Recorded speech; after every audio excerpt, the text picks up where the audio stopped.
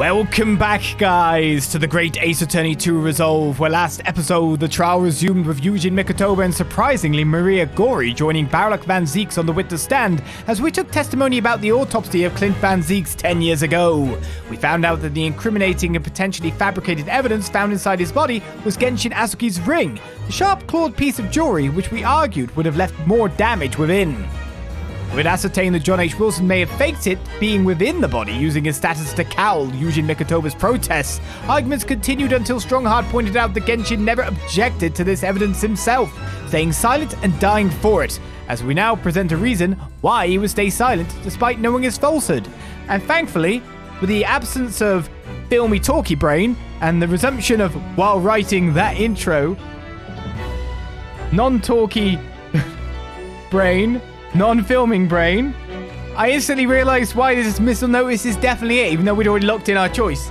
Simply, the fact is, he had himself an escape route. It didn't mind if he was in prison at that point. He'd already arranged stuff to get himself out of there. He'd already been doing that for a while.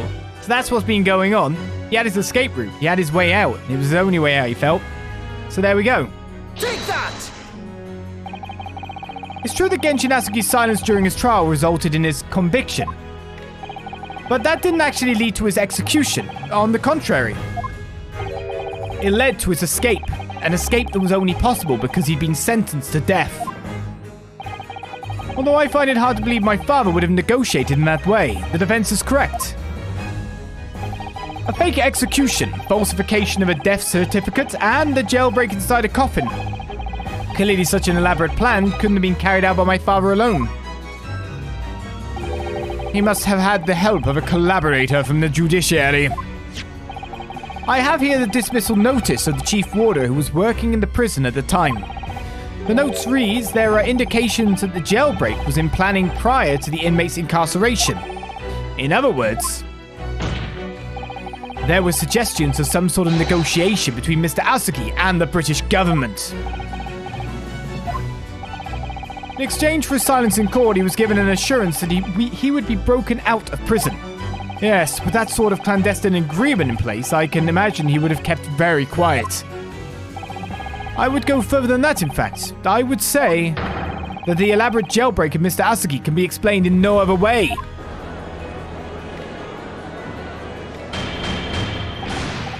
Order! Order! First fabricated evidence, now a jailbreak conspiracy. Of course, because it's all intimately linked. The prosecution wishes to summon new witnesses to the stand. Witnesses? People who can testify about the jailbreak that took place 10 years ago. Governor Caidin and the poor chief warder of the prison. I won't allow this trial to turn into a farce to summon the governor of the prison after all these years. Oh, wouldn't be any trouble, my lord. What? Father? My dear friend may appear a little rattle-pated at times, but I can assure you it's extremely thorough. He wired both Barclay and the local prison earlier, asking Governor Caidin and Mr. Vigil to attend the Old Bailey as a matter of extreme urgency. Mr. Sholmes did that? Are you telling me that? Both men are, unless I'm much mistaken, waiting just outside the courtroom at this very moment. We're not letting him escape. He's so trapped. We're turning it completely around. It's the only way to do it, too. My lord, you must permit this trial to proceed as you declared at its outset. You promised that we would stop at nothing to uncover the whole truth behind these disturbing findings. Very well. Bring in the witnesses. Make no mistake, I too would like nothing more than to lay this business to rest once and for all. Yeah, I know that.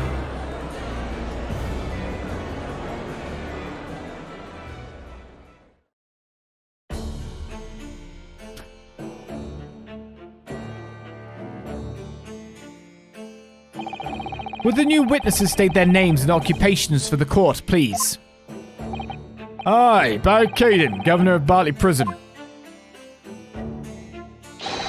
Everyone calls me Gossip. I sell Johnny little tidbits to passers-by. Your other persona, if you don't mind? Oh, I do beg your pardon. Of course.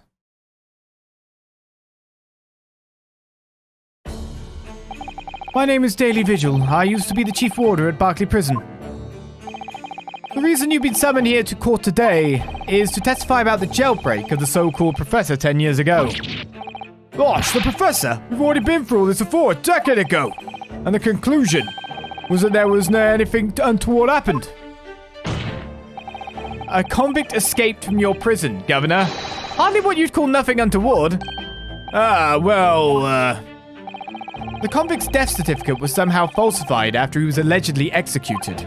And he escaped the prison inside his own coffin. A plan of that complexity could never have been carried out without the help of somebody of influence inside the prison. Governor Caidin, don't imagine that the passage of time will afford you any protection. If it turns out that you were involved in the plot to break Mr. Asaki out of your prison, then of course, the consequences will be very serious. In all likelihood, a capital punishment. Gads, hold on there, laddie. All I did was witness Governor Caidin. Huh? Aye, sir. You have a critical role to play in the public safety of our country, a great responsibility to shoulder. The significance of your testimony in court cannot be understated. Therefore, think carefully before you speak. And Prosecutor Asaki, if you threaten the witness again, you'll be held in contempt of court. My apologies, my lord. There's no disputing the fact that an intricate jailbreak plot was enacted 10 years ago. Clearly, you were both involved in some way.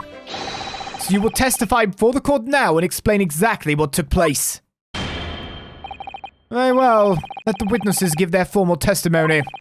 Tell the court everything you know of the plot to break Asaki out of Barclay 10 years ago.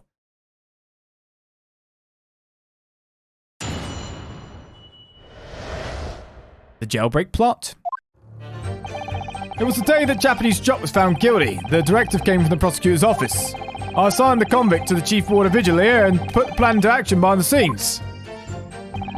I was responsible for Asaki right up until the night of his execution, but I knew nothing of any plot. I didn't care if there was some negotiations between the convict and the prosecutor's office.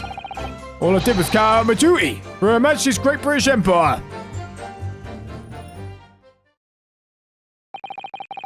A directive from the prosecutor's office? Are you saying that was the jailbreak plot?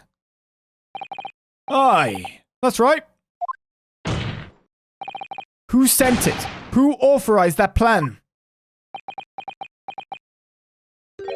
I didn't ken that. You're saying you don't know? Listen, there wasn't a thing about that professor case that wasn't unusual in some way. I didn't ask any questions. I just did what I was told to do. More than that, I couldn't tell you. I see. But if the jailbreak plan originated from the prosecutor's office, then one thing is very clear. As suspected, there were clandestine dealings going on between Mr. Asaki and that office. The jailbreak was promised in exchange for Mr. Asaki admitting to crimes he didn't commit.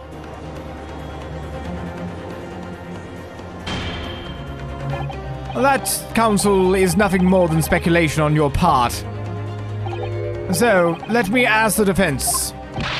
Oh, yes, my lord. I fail to see how these witnesses have any more pertinent information here. Do you intend to assert your right to a cross-examination? Absolutely. I have no intention of squandering a single opportunity, my lord. It seems all you Japanese are fiercely tenacious. Very well. Proceed, counsel.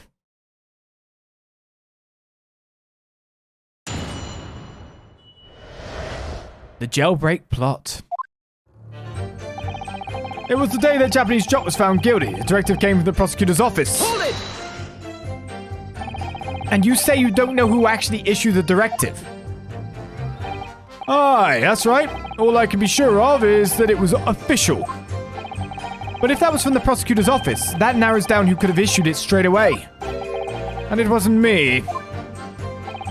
I cannot even say with certainty that it did originate from the prosecutor's office. What? There's no telling where it started. There's a fair chance it came from higher up the ladder. Basically, I cannot give you any indication of who was behind it. You can't be serious. All we can say for sure is that the order must have come from somebody in authority, I suppose. The likes of us on the ground, as it were, didn't bother with idle speculation. We just get the job done. I assigned the convict to the Chief Warder Vigil here and put the plan into action behind the scenes. Hold it! So, Mr. Vigil, you didn't know anything about it at all? That's right. My only role in the scheme was as a scapegoat. That's right, isn't it, Governor? Wow. Destroyed his life. Some poor beggar had to take the rap for it. Alright then, who else did know about the plan? I've not the first idea, laddie. My part in the whole business was basically just dealing with the aftermath. But I wouldn't be surprised if there were other folk in the prison service who'd been given similar orders. So you don't know who else was involved? Aye, that's right. All I can tell you is that the night it actually happened, the person at the reins was Dr. Stevens. Dr. Courtney Stevens? Or Dr. Scythe, as she's known now. Why did I have to get caught up in such a terrible business? I was responsible for Asaki right up until the night of his execution, but I knew nothing of any plot. Hold it! Did you not notice anything unusual happening in the lead up to that night? Oh, everything was unusual. Exception after exception. After all, it was the professor, the man who terrorized the country as never before with his crimes. In order to hide his identity, he was forced to wear an iron mask over his head. Hideous treatment. The fellow was surprisingly docile for someone who'd taken the lives of 5 of the country's nobles. Being the chief warder, I was the one person permitted to approach his cell. I can still hardly believe that I was duped by my own country. I believe you jumped from the window of the governor's office when the jailbreak was blamed on you, didn't you? Wow, Barry. Losh, Vigil. Can I apologize enough? No, Governor. I don't believe you can. It won't change what's happened. Wow. And what else can you tell us about the situation, Governor Caidin?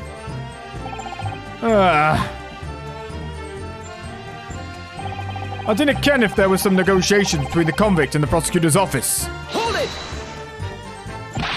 You've already acknowledged that orders came from the prosecutor's office to arrange for the man's escape. There must have been some sort of negotiation. It's the only explanation. Aye, well, be that as it may, I didn't ken nothing about that. The witness stand is no place for telling you what you don't know for sure. I ken that much, I do. And I presume you also know this. Not telling what you do know is a criminal offense. So you were just following orders, is that it? I'm afraid that won't absolve you of guilt here. A man who was killed, still killed illegally, even if he was a condemned criminal. You may very well be found complicit in murder, Governor. So that's what it's to be, is it? Even with the threat of conviction, you won't break your silence.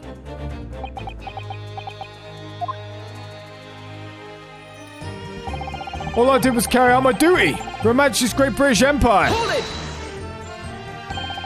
Did you carry out the plan in its entirety? I did everything I could at the time. As you know, Genshin Asaki was shot dead in Logate Cemetery after the escape. Tell me, was that part of the plan too? My instructions were to do with getting the jock out of the jail and nothing more. Oot. I cannot tell you anything about what happened after that. Only, personally, I believe his death was the last part of the plan. Hello?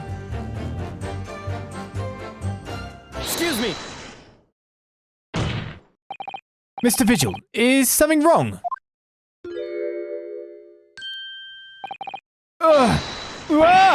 Yes, sir? What can I do for you, sir? He's saluting now? What is it? Some sort of Barclay convention? What Governor Caidin was just saying seemed to upset you. Did it bring something to mind, perhaps?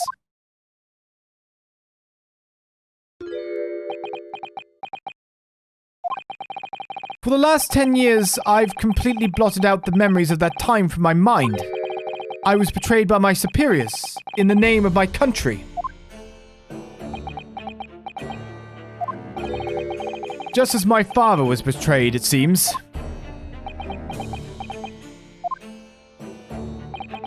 But you see, thinking back now, I really can't imagine that the shooting of Mr. Asaki in the cemetery was ever part of the plan. What makes you think that? Well, it just doesn't make sense, does it? To make the man admit to crimes he didn't commit with the promise of a jailbreak, only to kill him in the end. That's treachery of the worst kind, but the point is, if the intention was always to betray him, why would there be any need for all the chicaneries of an escape? Ah! Yes, that's quite true! If whoever negotiated with Asaki never intended to keep his or her end of the bargain, it would have been far simpler just to let the man be executed in prison as dictated by his sentence. It all happened in that vast chamber of secrets that is Barclay, behind the high prison walls. I suppose nobody knows what really went on in the execution room now. Yes, it's an unsettling mystery, certainly. Truth be told, there is a wee matter that's never quite made sense to me. If you believe there was some kind of negotiation behind the jailbreak between Asaki and the body at the top, it doesn't quite add up, does it? Governor Caidin, I must insist that you explain these doubts that you have by amending your formal testimony. Cats, aye. Go on then.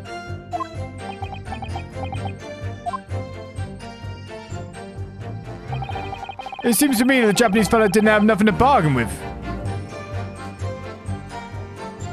I mean, wasn't the bargain him?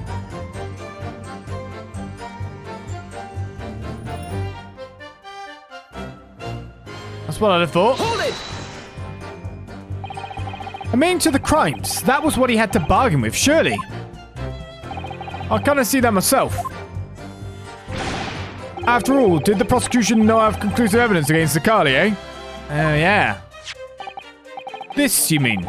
Discovered during the final victim's autopsy. There's every possibility this conclusive evidence was fabricated by Scotland Yard and the prosecutor's office. Objection!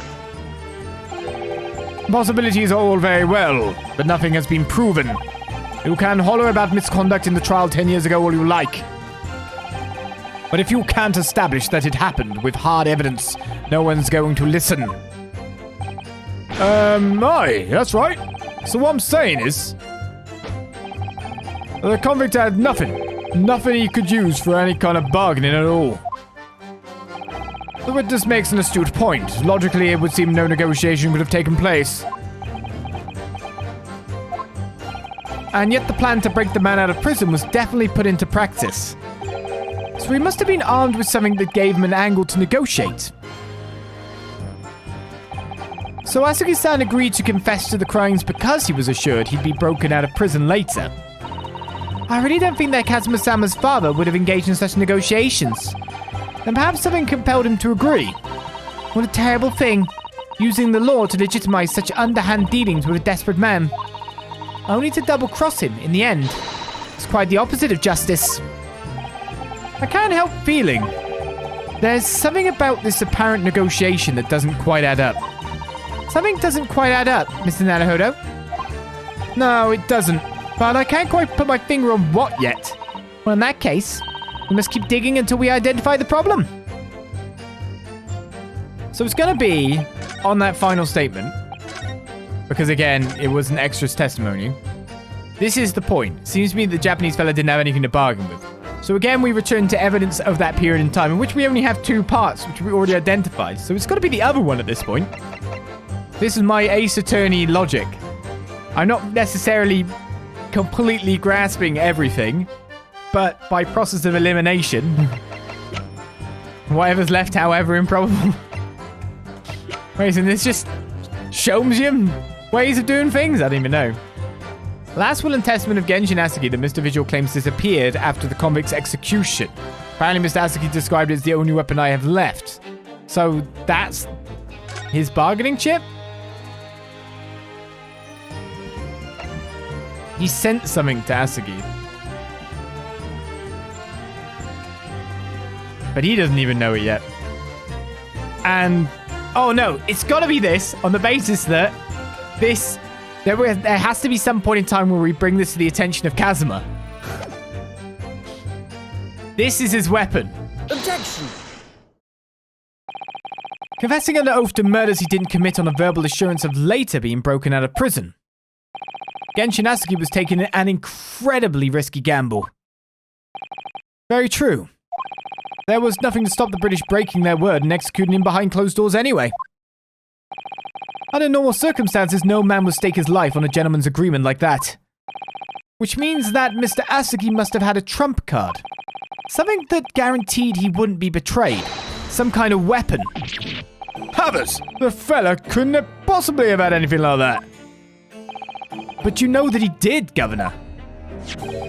The Asaki Papers, the name given to the last will and testament of Genshin Asaki. Ah! It turns out that Mr. Asaki was hiding his will in his cell at Barclay. Chief Warder Vigil caught him with it one day. You squealed, did ya, you wee rat? Did I not tell you to keep that a secret? You don't hit him! You can't touch me now! Ah! When Mr. Vigil caught sight of that will through the bars of the convict cell, Mr. Asaki pleaded with the warder.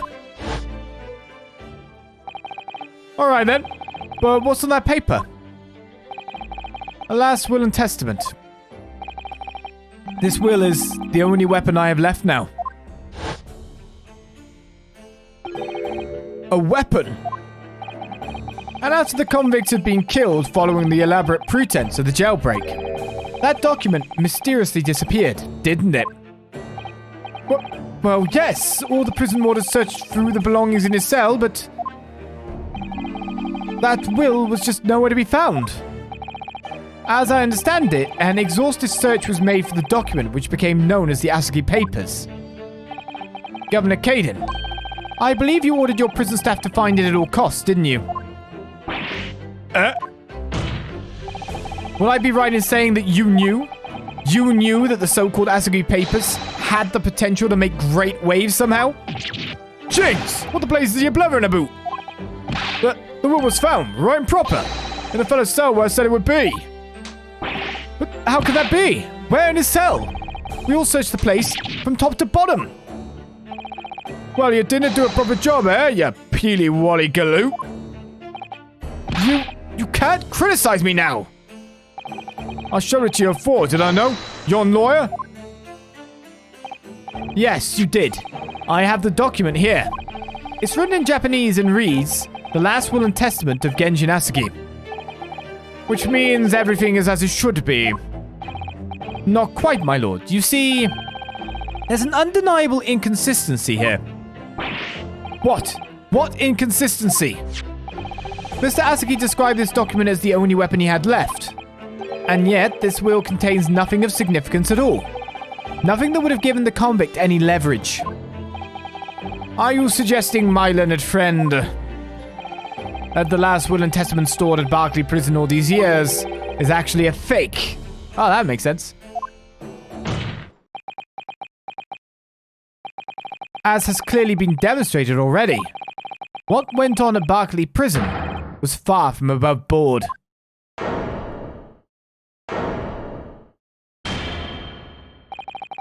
That last verification by the defense was an affront to the entire British legal system. This absurd notion of a weapon is something for which we have only the former Chief Warder's word. The man could quite easily be lying, or at the very least sorely mistaken. What? No! I definitely heard him say that. I swear! Clearly we need to get to the bottom of this. We need to know exactly what happened with these so-called Asaki Papers. A waste of time. If the will was fake, where's the real document? Objection! Mr. Vigil was stabbed in the back by the judiciary 10 years ago. He lost everything, very nearly his own life. And now you're going to do it again. You're ready to brand him a liar and turn your back on him without even letting him defend himself. It's clear the Barclay prison is hiding something. It's clear that the jailbreak was masterminded by somebody in the prosecutor's office. It's clear that some illicit negotiations took place. Is your lordship just going to gloss over these obvious facts? What did you say? We should hear more from the chief warder.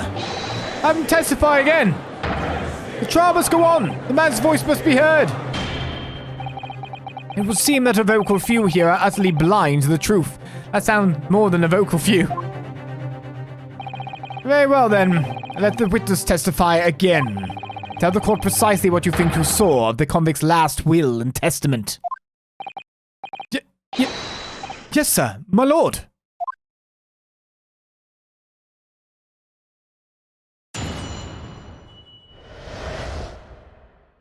The Asaki Papers. As the warder responsible for condemned convicts, I attended to Mr. Asaki and kept watch over his cell. The night after he was found guilty in court, he was doing something with that will in his cell. We turned the cell inside out looking for it after the execution, but to no avail. I only found out about the Asaki Papers when a directive came telling me to impound them. The document was in the folds of the fellow's robe that was left in his cell. A kimono, I think it's called. That's a small amount. In his kimono. That's a lie! We searched every inch of the man's cell. We looked through all his clothes. It can't be true. Well, you're no satisfied with calling me a liar the once, eh? You wee waffinger. There's nothing you can do about it now. You don't have any hold over me anymore. Other than the hold you like to take on my cravat, of course. Is that what you're going to do? Is it? Are you going to give me a good shake again? Or are you too scared? Ah! Little and large. What a double act. We complied with Asugi's will as far as was possible. All of his personal effects were delivered to his family home in Japan. Perfect. As a courtesy to the homeland of the most notorious killer our country has ever seen. And we were much obliged. I can confirm that all of my father's belongings arrived safely. Aye, you can deny the handwriting is that of your old man, eh? Yes, there is no mistaking that it's my father's brushwork. Really? And this last will and testament was the man's last weapon, was it? I think we can safely assume that the convict was merely prattling, knowing that his end was nigh. So, counsel for the defense, your cross-examination, please. Yes, my lord.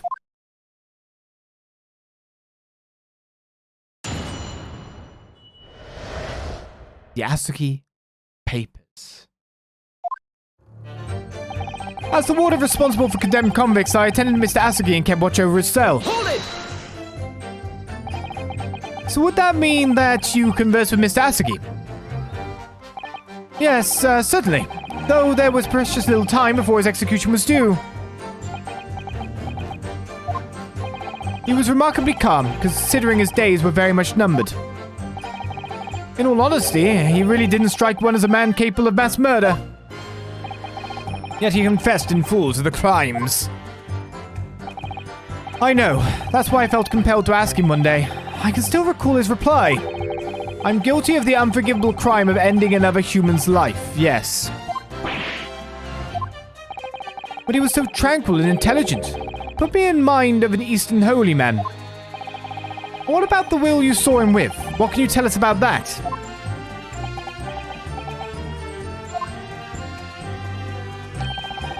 It was the beginning of all the drama. I remember it very well, yes.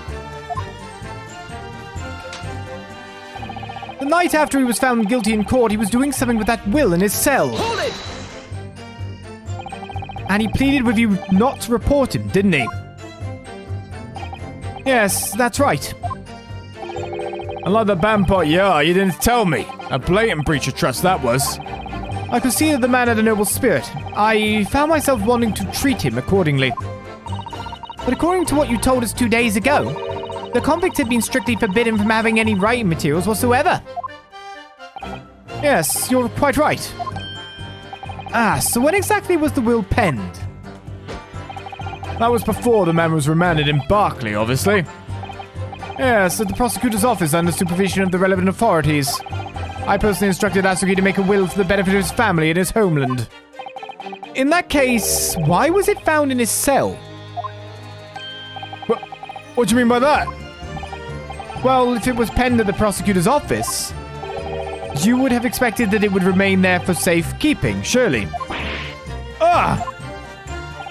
It's curious. There doesn't seem to be any obvious explanation for why it was subsequently found in the convict cell. Well... Events makes an astute point. Well, Governor? A prison governor cannot be expected to ken the inner workings of the prosecutor's office. In that case, Lord Strongheart, perhaps you can shed some light on the matter. I'm unable to offer an explanation here and now. I would have to consult with the notary responsible for the will at the time. The fact that my father's will was discovered in his cell is clearly inconsistent with what was expected. I want to know why. Another inexplicable mystery then. Well, the figures about that will... We turned the cell inside out looking for it after the execution, but to no avail. But then someone said that you found it. But we've already ran out of time for yet another episode of the Great Ace Attorney 2 at this juncture. So, with another testimony in full swing, no obvious statement to present to at this point, we continue to press away. Next time, as we continue to get to the bottom of this, how many more witnesses will there be to this case dragged in? That's the question as well, as we continue on. Next time, I'll see you guys then for more. Bye-bye.